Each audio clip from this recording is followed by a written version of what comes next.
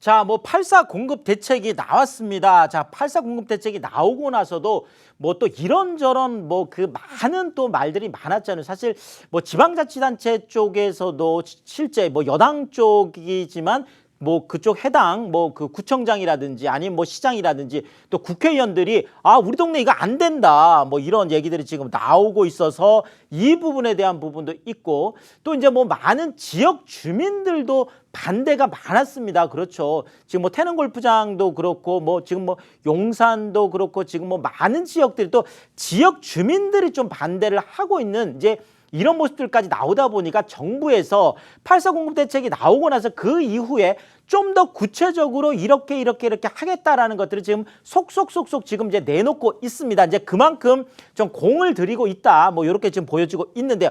사실 이것이 최근에 나타나고 있는 2030 세대 그러니까 20대와 30대들이 정말 지금까지는 보통 우리가 집을 산다라고 하면 40대나 50대 특히나 서울 같은 경우는 더 그렇잖아요. 그래서 40대, 50대들이 주로 주택구매에 이제 많이 나섰었는데 이제는 오히려 20대와 30대들이 주택 구매의 주체로 지금 올라서고 있으면서 자 그렇지만 사실 2030 세대들이 이제 돈이 많이 없다 보니까 일종의 이제 우리가 영끌이라고 하잖아요. 정말 영혼까지 끌어모아서 대출을 받아서 또 부모님한테 또 어떻게 뭐 신용대출까지 받아서 이렇게 해서 하고 있기 때문에 이것이 나중에 또 사회적인 문제가 이제 될 수 있기 때문에 그렇죠. 이 부분을 이제 많이 잠재우려고 하는 부분들이 있습니다. 이걸 보고 우리가 패닉 바잉이다. 그러니까 패닉 상태에서 사는 거죠. 네, 그러니까 공포 구매다. 뭐 이렇게 뭐 얘기를 하. 어쨌든 간에 이런 현상들이 지금 나타나고 있는데 결국 이것을 잠재울 수 있을지 오늘 그 부분을 한번 살펴볼 텐데요. 자, 일단 이런 현상들이 지금 나타나고 있는 것 중에 하나가 바로 이 부분으로 저는 체크를 하고 있는데요. 자, 2013년 이후에 서울의 집값이 상승세가 정말 요지부동이었다 이렇게 말씀드릴 수가 있겠습니다. 많은 분들이 아니 뭐 지금까지 또 떨어진 적도 있는데 어떻게 계속 요지부동이었느냐 이렇게 뭐 얘기할 수도 있겠지만 실질적으로 지금 서울 아파트 가격이 지금 7년째 지금 상승을 하고 있는데요. 자, 왜 제가 이렇게 말씀드리냐면 이제 13년, 14년부터 좀 꿈틀꿈틀하기 시작을 했어요. 그렇죠. 서울 이제 그 아파트 가격들이. 자, 그러다가 이것이 이제 15년, 16년 들어서면서 조금 더 올라가기 시작하죠. 자, 그러다가 지금 2017년 문재인 정부 들어서면서 뭔가 좀 기대감들이 또 폭발하면서 또 많이 올라갔죠. 자, 그러다가 지금 8.2 대책들이 나오면서 또 한번 조정이 좀 됐다가 또 그러면서 또 그렇죠. 9.13 대책 이전에 또 많이 올라갔었죠. 그러면서 또 올라갔죠. 자, 조정받고 또 올라갔죠. 자, 그런데 이런 거예요. 사람들이 느끼기에는 이 지점을 보는 거거든요. 중간에 물론 출렁출렁 한적들이 있었죠. 자, 그렇지만 지금 사람들이 매수자들이 느끼는 거는 출렁출렁 했을 때 그 느낌을 보는 게 아니라 바로 지금 시작했을 때 2013년부터 시작해서 지금 현재까지 일직선으로 그려보면 계속 수직 상승했던 그렇죠. 운명적 우상향이라고 할 정도로 계속 상승 곡선을 그려왔기 때문에 이 지점에 지금 있다라는 거죠. 그 지점에서 보자라면 지금까지 어떤 그 상승 랠리가 계속 보여지고 있다라는. 자, 근데 더더구나 지금 올해 들어와서 왜 더 난리냐. 오히려 지금 뭐 팬데믹 상황이라든지 경제 상황이 지금 좋지도 않은 상황에서 왜 이러냐라는 거여서 올 들어서 오히려 더 지금 고공행진이 더 지금 가속화되고 있고 특히나 지금 젊은 층들이 좀 더 2030 세대들이 접근이 가능한 그런 아파트들이 6억 이하라든지 9억 이하의 좀 소액 아파트들이거든요. 자, 근데 최근에 이 소액 아파트들이 너무나 지금 갑자기 그렇죠. 정말 급격하게 정말 올라갔다고 할 정도로 더더구나 지금 현재는 정말 씨가 말랐다라고 할 정도로 거의 매물 잠김이 엄청나게 지금 나타나고 있습니다.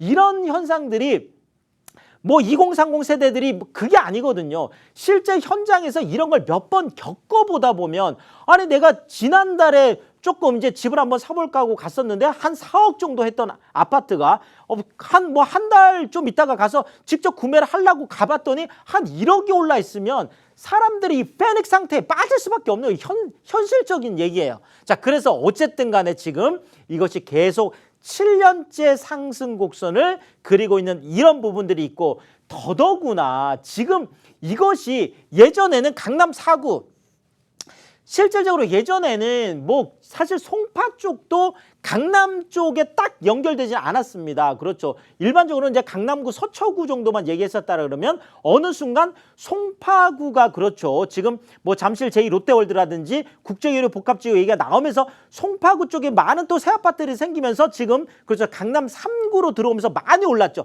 자, 여기에다가 최근에는 지금 강남 지금 4구라고 해서 강동구까지 새 아파트들이 많이 생기면서 거의 뭐 강남 쪽 집값들을, 고덕 그라시움이 지금 17억을 기록을 했으니까 네, 거의 강남 집값이라고 봐야 되겠죠. 자, 여기에다 뭐 강남 5구라고까지 얘기하는 미사까지도 지금 엄청나게 올라 있습니다. 자, 이러다 보니까 지금 강남 지금 가까운 쪽들에 있는데 준강남권 뭐 판교라든지 광교까지도 다 마찬가지가 되겠습니다. 자, 이렇게 지금 강남권 쪽들이 엄청난 강세를 보이고 있고, 자, 지금 예전에는 마용성 얘기했잖아요. 마포나 용산, 성동까지 얘기했는데 최근에는 광진까지 합세를 했습니다. 그래서 마포, 용산, 성동, 광진 가릴 것 없이 지금 바로 한강 그 대척점에 있는, 그렇죠, 바로 위쪽에 있는 이런 지역들이 엄청나게 지금 강세를 보이고 있습니다. 자, 그러면 강남 4구하고 마용성은 비싼 쪽만 그러냐?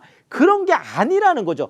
지금까지 전통적으로 좀 아파트 가격이 좀 낮았다라고 지금 했던 노원이나 도봉이나 강북 같은 이런 노도광 같은 경우도 최근에 엄청난 상승세를 보이고 있고, 매매량 같은 경우에 최근에 매매량을 보자면 10건이 거래된다고 하면 그중에 7건, 8건은 거의 노도광이나 금광구, 그렇죠, 위쪽에 노원, 도봉, 강북이 있다라면 아래쪽에 보면 금천이나 관악이나 이제 구로가 있겠죠. 그래서 지금 노도광이나 금광구처럼 6억 이하나 9억 이하의 아파트들이 그래도 어느 정도 아직까지 좀 남아있는 이런 지역들까지, 그러니까 높으면 높은 대로, 낮으면 낮은 대로, 네, 소위 말하는 전 지역이 지금 들썩들썩 하고 있기 때문에 사람들이 어디를 가도 오르다 보니까 패닉 바잉에 빠질 수밖에 없는 이런 뭐 좀 구조적인 것들이 이렇게 되어 있다, 이렇게 말씀을 드릴 수가 있겠고요.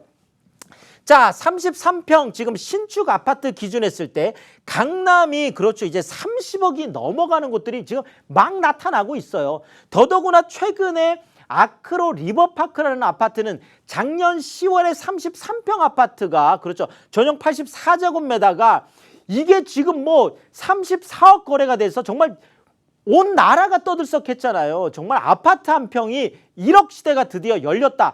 그때까지만 해도 다들 깜짝 놀랐는데 이번에 오히려 지금 뭐 617, 710, 82 대책이 나왔음에도 불구하고 오히려 지금 아크로 리버파크가 35억 7천에 오히려 지금 뭐 1억 7천이 더 올라가는 이런 것들이 지금 나타나다 보니까 당연히 뭐 사람들이 정말 깜짝깜짝 놀랄 수밖에 없는 거거든요. 뉴스에 나올 때마다. 자, 강북도 이제 곧 20억 시대를 열 수밖에 없는, 그렇죠, 지금 뭐 그 마포 쪽에 있는 마포 레미안 프루지오라든지 지금 최근에 지금 신촌 그랑자이라든지 아니면 뭐 경희궁 자이라든지 뭐 어쨌든 강북에서 우리가 대장 아파트라고 하고 있는 그런 아파트들이 최근에, 그렇죠, 뭐 17억, 18억, 19억, 최근에 호가는 거의 20억까지 다 육박을 하면서 이제 강북도 30평대 아파트가 20억 시대가 곧 온다. 더더구나 지금 뭐 이미 뭐 조금씩 이제 넘어 있는 곳들도 있죠. 자, 어쨌든 30억, 20억 시대가 도래를 했다, 이렇게 볼 수밖에 없겠습니다. 자, 이러다 보니까 시장 진입이 당연히 더 어려워진 건 뭐 누구나 지금 느끼고 있는 거잖아요. 자, 그렇지만 지금 또 유동성 장세기 때문에 진입은 어려운데 유동성은 풍부한, 굉장히 좀 특이한 그런 구조로 되어 있습니다. 자, 이걸 지금 시장 진입이 어려워졌다는 걸 보여주는 걸 우리가 가구 소득 대비 주택 가격 비율이다라고 하는 뭐 PIR이라고 우리가 알고 있죠. 그래서 프라이스 대비 인컴 레티오죠. 자, 이게 돼 있는데 지금까지 서울에 있는 그 주택가격 비율이 8.8 정도 됐었어요. 문재인 정부 출범하는 그 직전에. 그렇죠. 8.8이라는 거는 바로 이런 거죠. 내가 한 푼도 안 쓰고 내 소득을 한 푼도 안 쓰고 그냥 오로지 다 모아놨다가 집을 사는데 투자를 한다라면 몇 년 안에 살 수 있냐라는 거죠. 그것을 우리가 뭐 그 이제 PIR이라고 하는데, 자, 이게 8.8년만 해도 어마어마한 거죠. 왜냐하면 아니 어떻게 한 푼도 안 쓰고 살아요. 그 말이 안 되잖아요. 자, 그럼에도 불구하고 뭐 강제로 그렇게 생각을 해보는 거죠.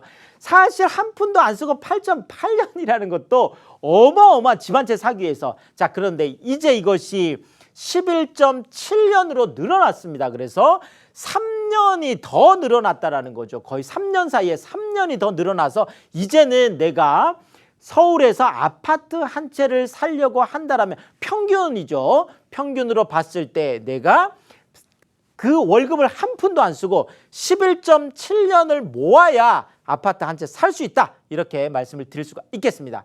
자, 뭐 매매뿐만이 아니죠. 전세 지금 뭐 너무 많은 분들이 지금 뭐 세미나 오시거나 지금 하는 분들도 현장에서도 정말 아우성이라고 할 정도로 지금 뭐 전세 못 구하시는 분들이 지금 너무 많은 것 같아요. 자, 어쨌든 간에 우리가 4억 정도라는 돈을 가지고 전셋집을 만약에 9년 전쯤에 그렇죠. 구하려고 했었다라고 한다라면 그때는 4억 정도면 34평 정도 마련을 할 수가 있었습니다. 자, 그런데 지금은 현재는 22평, 그러니까 20평대도 지금 마련하기가 어려워요. 네, 그래서 지금 계속 오히려 똑같은 돈을 가지고 평수는 지금 계속 줄어들고 있는 이런 모습. 그러니까 매매든지 전세든지 시장을 진입하기에는 굉장히 어려운 환경이다. 자, 그럼에도 불구하고 한국은행에서 계속 제로금리를 유지를 하고 있습니다. 지금 0.5%라고 하는 사상 가장 낮은 그렇죠. 제로금리를 유지하고 있고 더더구나 3,000조가 넘는 어마어마한 과잉 유동성 1,100조라는 또 어마어마한 그렇죠. 부동자금 이런 것들이 시장을 계속 이끌고 있다. 이렇게 말씀을 드리겠습니다. 자, 그리고 최근에 주택담보대출보다 신용대출이 더 싸졌어요. 이건 뭐 말이 안 되는 거죠. 자, 이러다 보니까 2030 세대들이 뭐 직장, 뭐 신용대출 이런 것들을 통해서 정말 영혼까지 끌어모아서 집을 사게 되는.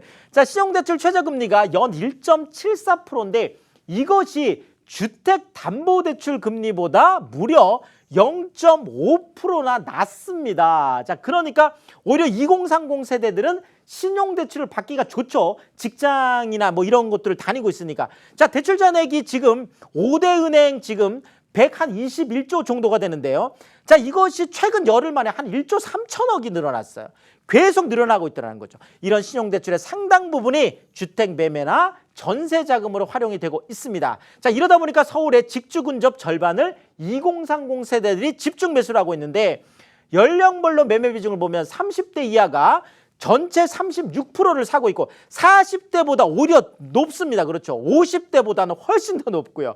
자, 30대 이하 청약 가점이 낮으니까 당연히 청약보다는 기존 시장 쪽으로 지금 들어오면서 이런 것들이 나타나고 있는데 아까 제가 처음 말씀드렸던 성동구 같은 경우에 거의 53%, 중구 52%, 강서 9, 47%, 영등포 45%, 구로구 42%.